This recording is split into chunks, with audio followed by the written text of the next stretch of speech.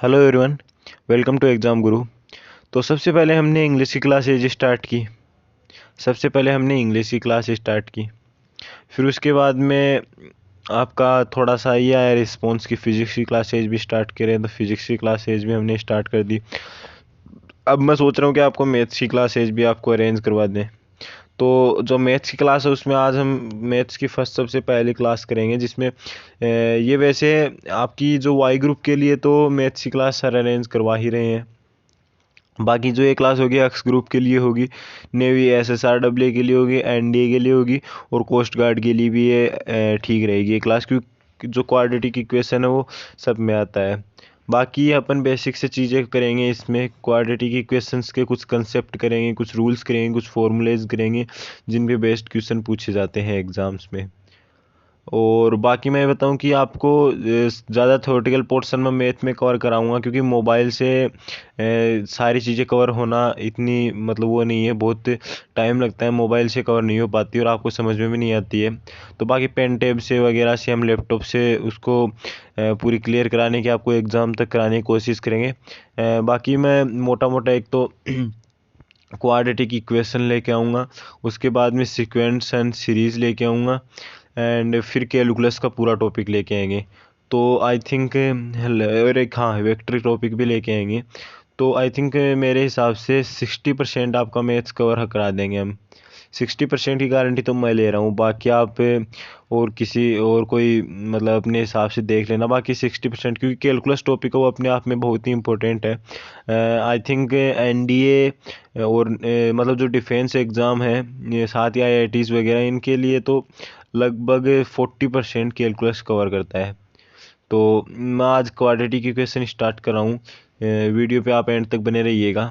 हम सबसे पहले रूल्स कवर करेंगे इनके, तो मैं वीडियो को स्टार्ट कर रहा हूँ। तो अपन जब भी क्वाड्रेटिक इक्वेशन की बात आती है तब आपके दिमाग में दो चीज़ें आती होंगी, यानी द्विघात समीकरण या फिर द्विघात व्यंजक होते हैं। तो अगर इसको अगर मैं छुपा लूँ यहाँ पे कि द्विघात समीकरण द्विघात व्यंजक, तो आप इसको मेरे हिसाब से पहचान नहीं कर पाओगे, और अगर पहचान कर पा रहे हैं तो अच्छी बात है।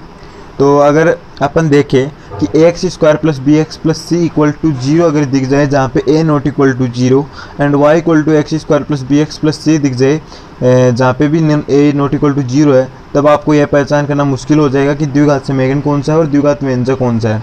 तो इसके लिए आपको एक शानदार ट्रिक बता दूं मैं कि यहाँ पे y इक्वल्स टू जो भी दिख जाता है ना, वो द्विघात व्यंजक होता है, क्योंकि इसमें समीकरण का पक्ष ही नहीं है, इसमें दो क्या है, दो अचर हैं।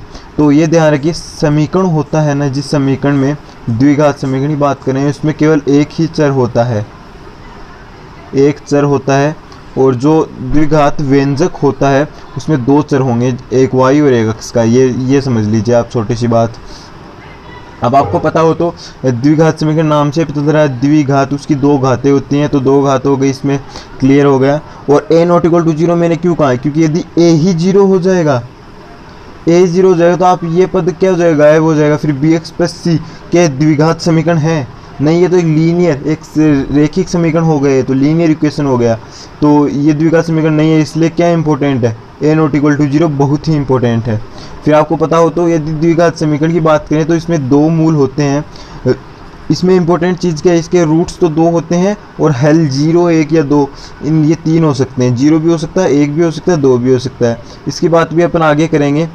तो अभी तक तो अपन ये देखते हैं कि इसके रूट कौन कौन से हैं। माना कि कोई द्विघात समीकरण है ax² plus bx plus g, जहाँ पे a नॉट इक्वल टू 0, तो यदि इसके रूट अल्फा एंड बीटा है, तो अल्फा एंड बीटा का सम क्या होगा, इसका योग क्या होगा, वो होगा -b/a, मतलब अक्ष के गुणांक का माइनस बट्टा अक्ष स्क्वायर का गुणा, तो -b/a। अल्फा बीटा क्या है, जो अचर पद होता है कांस्टेंट c बट्टा जो अक्ष स्क्वायर का गुणांक a, and alpha minus beta क्या है, मूलों का अंतर।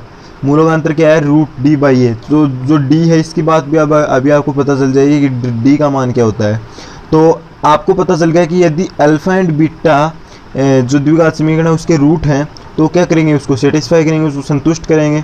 ठीक है, तो ये बात भी इंपॉर्टेंट है, कभी बार आपको पूछ लिया जाता है, और फिर उसके मतलब रूट संतुष्ट भी करा सकते हो, फिर आप आंसर निकाल सकते हो, डायरेक्ट आंसर, मतलब आपको जल्दी से आंसर निकालना है, ऐसे कैलकुलेशन में बड़ी हो रही है आपकी। तो फिर रूट ऑफ क्वाड्रेटिक इक्वेशन, मतलब अल्फा एंड बीटा की वैल्यू क्या क्या होती है, तो अल्फ़ा एंड बीटा की वैल्यू होती है minus b plus minus root over b square minus 4ac upon 2a। तो जो मैंने अभी बताया था कि ये d क्या होता है, मैंने ये कहा था कि ये d क्या होता है, जो इसमें d आया था ये d क्या होता है, तो d होता है बी स्क्वायर माइनस 4ac, मतलब जो अक्ष का गुणांक का स्क्वायर माइनस 4 इंटू अक्ष स्क्वायर का गुणांक इंटू असर पद, इसको बोलते हैं विभक्त कर, डिस्क्रिमिनेंट। ठीक है, तो इसमें क्या होता है कि ये इसके रूट हो गए, मतलब अल्फा या बीटा की वैल्यू हो गई, इसको अपन द्विघाती सूत्र या फिर श्रीधराचार्य सूत्र भी कहते हैं। तो इतना तो आपको पता होगा, आप 10th क्लास से ये तो पढ़ते आ रहे होंगे। तो मैं बिना मतलब कि मतलब कोई बात नहीं इसमें नहीं होगी कि आपको जो गुणनखंड विधि से डायरेक्ट आपको कोई भी क्वेश्चन आ जाए ना, तो द्विघाती सूत्र इससे कर लेना, इससे आंसर आ जाएगा, कुछ ज़्यादा टाइम भी नहीं लगेगा।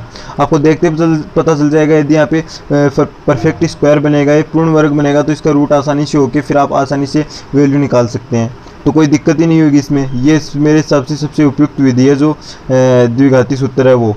अब आपको पता हो तो जो द्विघाती समीकरण होता है उसकी जो शेप होती है वो किस में होती है, क्वाड्रेटिक इक्वेशन, सॉरी जो शेप होती है वो पैराबोलिक होती है, परवलयाकार। मतलब द्विघाती समीकरण तो नहीं बोल सकते अपन, द्विघाती व्यंजक होगा यहाँ पे। व्यंजक की होती है वो परवलयाकार होती है, क्योंकि व्यंजक में y इक्वल्स टू समथिंग होता है, तो अक्ष यानी y, आपको पता हो तो जो पैराबोला होता है, जो परवलय होता है, उसमें क्या होता है, उसकी पहचान यही तो होती है कि उसमें दो मतलब क्या होंगे, वेरिएबल होंगे, अक्ष है और y है। तो 1 की घात 2 होगी एंड 1 की घात 1 होगी, या फिर अक्ष की घात 1 होगी एंड y की घात 2 होगी, इस प्रकार से इसमें होता है। अब आगे अगर अपन बात करें तो इसके जो परवलयाकार है वो किस प्रकार से बनते हैं, तो मैंने मान लिया कि कोई द्विघात समीकरण ये है जो अपन ने पहले ही मान रखा है। तो इसके बारे में अगर अपन पूरी चर्चा करें तो पूरी चर्चा किस प्रकार से होगी। हाँ, तो इसमें जो अपन परवलयाकार बनाए तो जो ax square plus B x plus C है उसमें a ग्रेटर देन 0 हो, तो ये 3 पॉसिबिलिटी बनती हैं। 3 पॉसिबिलिटी कौन कौन सी हैं, इसमें ये मान लीजिए एक्स अक्ष है, जो ये लाइन है ये एक्स अक्ष है, तो यदि इसको अपन एक्स अक्ष मान रहे हैं तो जो पैराबोला वो इसको टच करेगा, एक बार तो इसको काट रहा है 2 बिंदुओं पे, जो अल्फा एंड बीटा उसके रूट हो जाते हैं जिस पे काट रहा है, एक बार इसको ओनली टच कर रहा है एक बीच वाले बिंदु पे जहाँ पे अल्फा एंड बीटा की वैल्यू इक्वल है, और एक बार इसको टच ही नहीं कर रहा है। तो इसके 3 पॉसिबिलिटी में क्या क्या मतलब इसमें क्या क्या आपको मतलब निकल के आ रहा है वो अभी मैं भी आपको बताने वाला हूँ कि यदि दोनों बिंदुओं पर टच करेगा ये मतलब इसको काटेगा, टच नहीं काटेगा 2 बिंदुओं पे, तो अल्फा एंड बीटा इसके रूट हैं, तो दोनों रूट क्या होंगे, वास्तविक होंगे, वो एग्जिस्ट करेंगे, उनकी वैल्यू 1 2 रूट 2 रूट 3 इस प्रकार से होगी, मतलब कुछ वैल्यू होगी उनकी, काल्पनिक नहीं, रियल नंबर तो आप जानते हो कि रियल नंबर में होगा वो पूरा सेट। और ये कब पॉसिबल है, ये d ग्रेटर देन 0 पे पॉसिबल है, क्योंकि मैंने आपको बताया था जो द्विघाती सूत्र है वो अभी मैं आपको फिर से दिखाऊं। इसमें क्या होता है, ये d होता है, तो d ग्रेटर देन 0 हो, d ग्रेटर देन 0 होगा, इसका मतलब d मतलब कोई पॉजिटिव क्वांटिटी होगी, और पॉजिटिव क्वांटिटी का रूट होगा वो कुछ ना कुछ तो आएगा, चाहे वो रूट जैसे 3 है उसका रूट रूट 3 होता है, 4 का रूट होता है 2 होता है, तो कुछ तो नंबर है वो, मतलब इमेजिनरी तो काल्पनिक तो है नहीं, वो रियल नंबर है, तो उसके रूट एग्जिस्ट करेंगे। तो ये क्या बात आती है इसमें, ये बात आती है कि d ग्रेटर देन 0 होगा इस टाइम पे, और d ग्रेटर देन 0 होगा तब अल्फा एंड बीटा 2 रूट होंगे और दोनों रूट रियल होंगे और भिन्न भिन्न होंगे, जो डिफरेंट या जो डिफरेंट रूल होंगे, डिस्टिंक्ट रूल होंगे, इस प्रकार से होता है। फिर अपन अगर बात करें अगली स्टेप में, तो अगली स्टेप में वो केवल एक ही बिंदु पे टच कर रहा है, एक बिंदु पे टच कर रहा है, मतलब कि इसका ओनली एक ही रूट होगा, यानी रूट तो केवल 2 हैं, रूट तो 2 होते हैं लेकिन दोनों रूट सेम है, तो मतलब उसका सॉल्यूशन कितना होगा, एक ही होगा, जो अभी आपको पता चल रहा है। मैंने कहा था जो चैप्टर शुरू हुआ था कि रूट तो होते हैं 2 लेकिन सॉल्यूशन होता है, जो हेल होता है, मतलब मूल तो होते हैं 2 लेकिन जो हेल होता है फिर सॉल्यूशन होता है वो कितने हो सकते हैं, 0 भी हो सकता है, 1 भी हो सकता है, 2 भी हो सकता है। उसके बारे में मैंने कहा भी था कि अपन आगे चर्चा करेंगे, तो उसकी अभी बात आ गई कि इसमें तो कितने रूट है, 2 रूट है, इसमें भी कितने रूट है, अल्फा एंड बीटा, रूट तो 2 ही हैं, लेकिन इसके हेल कितने हैं, हेल 2 हैं, अलग अलग है तो हेल 2 हैं, लेकिन दोनों सेम है रूट अल्फा एंड बीटा, तो हेल कितना हुआ, हेल तो 1 ही हुआ, तो 2 भी जो रूट है वो तो 2 ही हो रहे हैं, और जो हेल है वो 2 भी है 1 भी है, दोनों पॉसिबल है, तो ये भी इसमें एक बात आती है निकलिए। अब ये कब होगा, जब d equal to zero. D equal to zero तो मैं फिर से उस फॉर्मूले में लेके जाता हूँ आपको। अपन फिर से उस फॉर्मूले में आ गए। यदि इसमें विभक्त कर डी इक्वल टू जीरो रखूँ मैं, तो minus b plus minus root over zero upon 2a। तो फर्क कहाँ पे पड़ता था, फर्क यहाँ पे तो पड़ता था, बाकी वैल्यू तो सेम है। यहाँ पे प्लस माइनस होता था, वो उसको क्या देता था, दो वैल्यू देता था। एक बार प्लस रख के अलग वैल्यू आती, एक बार माइनस रख के अलग वैल्यू आती। लेकिन यदि जो जीरो है उसका रूट कितना होगा, उसका रूट तो जीरो ही होगा, जीरो का रूट तो जीरो ही होगा। तो यदि मैं इसको यहाँ पे जीरो ही लिखूं, यदि मैं इसको यहाँ पे जीरो ही लिखूं, तो जीरो या तो घटाओ या मतलब कम करो, बढ़ाओ, कोई फर्क नहीं पड़ेगा। तो ये वैल्यू क्या आएगी, माइनस बी बाई टू ए, हमेशा यही वैल्यू आएगी। तो इसका मतलब कि यदि डी इक्वल टू जीरो है तब क्या होगा, रूट तो दो होंगे उस टाइम पे, लेकिन जो हेल होगा वो सिंगल एक ही होगा। अब आगे अपन अगर बात करें तो यदि डी लेस देन जीरो आ रहा है, डी लेस देन जीरो आ रहा है मतलब रूट के अंदर क्या आ रही है, नेगेटिव क्वांटिटी आ रही है। उस समीकरण को आप जो मैंने 2 बार उस फॉर्मूला बताया आपको, 3 बार बता दिया, उसमें अगर आप डी की वैल्यू नेगेटिव रखोगे तो उसका मतलब क्या आ रहा है कि रूट के अंदर नेगेटिव, तो इमेजिनरी आएगा, आयोटा आएगा। तो अपन क्या कहेंगे कि यार इसका रूट तो 2 है, फिर भी कह रहा हूँ मैं रूट तो 2 होंगे, अल्फा एंड बीटा वही रूट होंगे, लेकिन इमेजिनरी होंगे, काल्पनिक होंगे वो। और वो काल्पनिक भी किस में होंगे, संयुग्मी जोड़ में, कॉन्जुगेट होंगे। यदि एक root a plus iota b है तो दूसरा root a minus iota b होगा। इस पर भी क्वेश्चन पूछे जाते हैं। कल आपको इसके बारे में पूरी जानकारी मिलेगी। नेक्स्ट वीडियो में डिस्क्रिप्शन में लिंक भी दे दूंगा मैं, उस वीडियो में आपको पूरा उसके बारे में जानकारी मिलेगी कि किस प्रकार से होता है जो a plus iota b, a minus iota b, इस पर क्वेश्चन किस प्रकार से पूछे जा सकते हैं। जहाँ पे आयोटा क्या है, रूट के अंदर -1 ये होता है, और इसमें नो सॉल्यूशन आएगा। तो अपना अगला टॉपिक आता होता है द्विघात असमीका के रूप में। तो असमीका के रूप में तो अपन वही द्विघात समीकरण मान लेते हैं कि ax square plus B x plus C equals to zero. तो यदि a not equal to zero है तो यानी a इक्वल टू जीरो है तो हो नहीं सकता, तो a not equal to zero हमेशा ये तो होगा ही।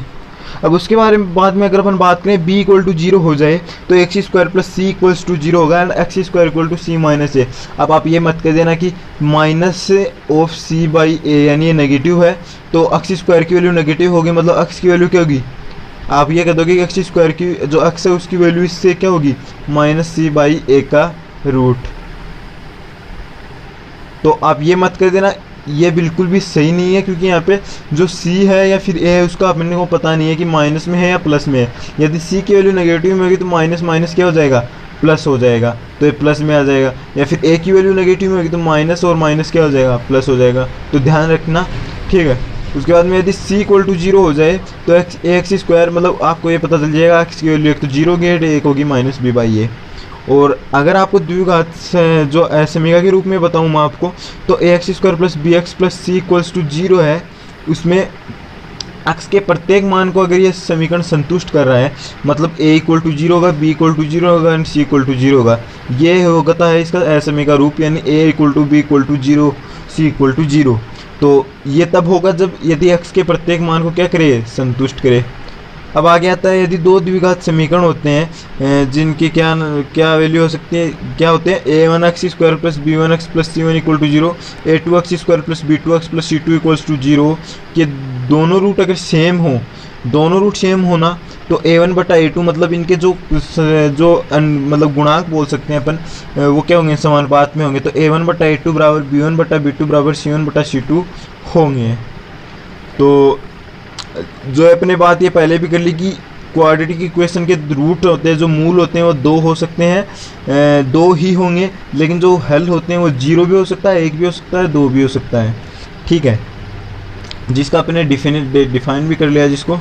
तो thanks for watching, we will met in the next video with the series of questions of quadratic equation. तो जैसा कि आपने देख लिया, अपन जो क्वाड्रेटिक इक्वेशन है उसकी क्वेश्चन की एक सीरीज़ लाएंगे जिसमें आपको 30-35 क्वेश्चन देखने को मिलेंगे, सोल्ड क्वेश्चन होंगे, और उसको मैं एक्सप्लेन करूँगा पूरी तरह से जिससे आपको समझ में आ जाए।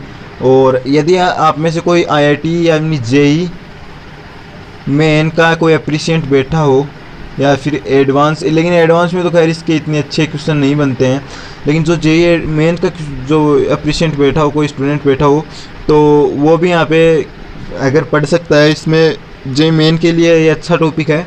और जेई मेन के लिए अगर आपको कुछ पढ़ना है तो एक लोकेशन ऑफ रूट है इसमें मिसिंग है, लोकेशन ऑफ रूट भी जेईई मेन में पूछा जाता है, मतलब इनफैक्ट ये लोकेशन ऑफ रूट ही पूछा जाता है जेईई मेन में। तो अगर कोई स्टूडेंट चाहता है तो मैं उसके लिए एक सेपरेट वीडियो बना दूंगा लोकेशन ऑफ रूट के लिए। हमें कमेंट करके बताइए यदि आपको लोकेशन ऑफ रूट का वीडियो चाहिए तो thank you, take care, bye bye.